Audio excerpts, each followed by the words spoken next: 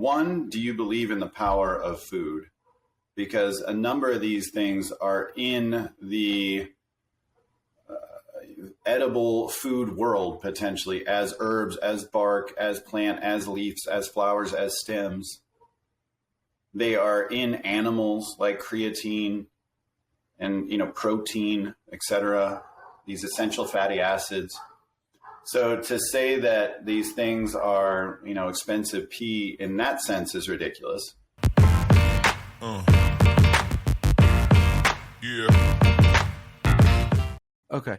Now, one of the things I want to ask you about, and I think this is one of the biggest tragedies of,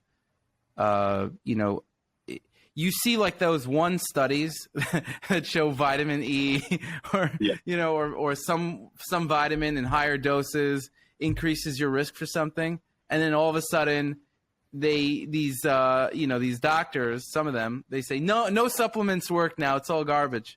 Right. That's what pisses me off the most. And it's like, there's almost no supplements that actually don't work at all, that are just placebos, in my opinion. The supplements that are out there in the market, they do something, right? The question is, what exactly do they work for? Who do they work for? Those are different questions, but they do something. They are not placebos. Whereas some people want to make it as, you're just creating expensive pee, which is completely bogus. So tell me what you think about that stuff. I mean, to say that these things are expensive pee is pretty ridiculous on several fronts. One, do you believe in the power of food? Because a number of these things are in the edible food world, potentially, as herbs, as bark, as plant, as leaves, as flowers, as stems. They are in animals like creatine and, protein, etc., these essential fatty acids. So to say that these things are, expensive pee in that sense is ridiculous. And then, do you believe that taking pharmaceutical drugs are ridiculous? Because our supplements are often standardized to an active that will work like a pharmaceutical drug, in that it will inhibit an enzyme like we're talking about and alter a pathway, skew a pathway to a certain benefit or outcome.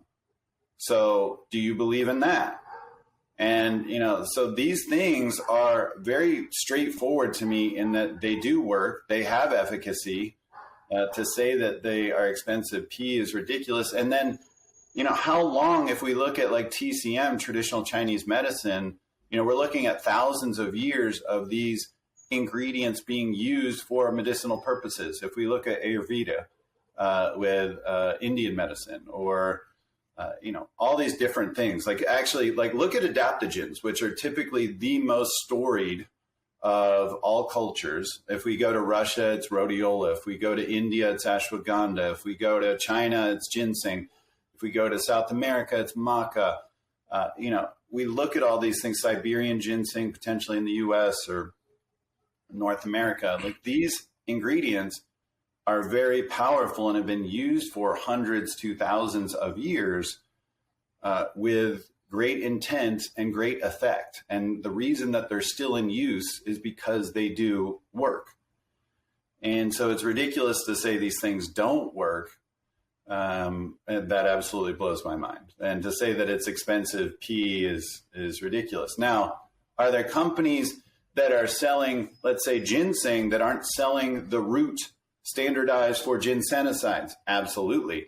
There's companies that are cashing in on the word ginseng, but are selling the rest of the plant and not the root, the part that's cheap and discarded, calling it ginseng and selling it to you for cheap. And then you're buying it because you don't know what to buy, because you didn't know to buy the root, because you didn't know to look for ginsenosides. You didn't know the correct standardization or part of the plant to look for, the genus and species and all of that, which can happen again with some of these cheaper brands. You're not going to see like a Thorn or Now do something like that, but you will see some of these other companies do that. So again, who are you supporting? It's not that these supplements don't work. It's that certain companies are putting supplements out that don't work intentionally so that you buy it. And that's very frustrating to me, of course. Right, for sure. I'm also frustrated by that as well. Do you ever do megadosing experiments where you take a larger dosage of something just to see how it's working on your body?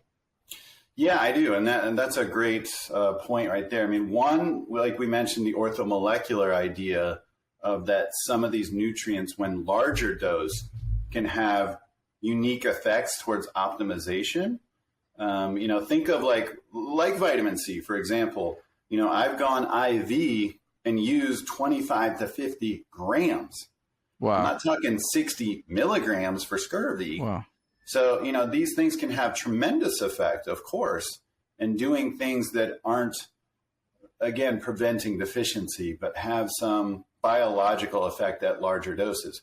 But I also understand what you're talking about, where you want to see if I, double or triple the dose, like what is it I'm seeing happen? Like, is it more pronounced? And then I can go back, to the level, like you can compare it essentially. I think that's the scientist in us is like, okay, like what happens at regular dose and what happens at double dose and what happens at triple dose?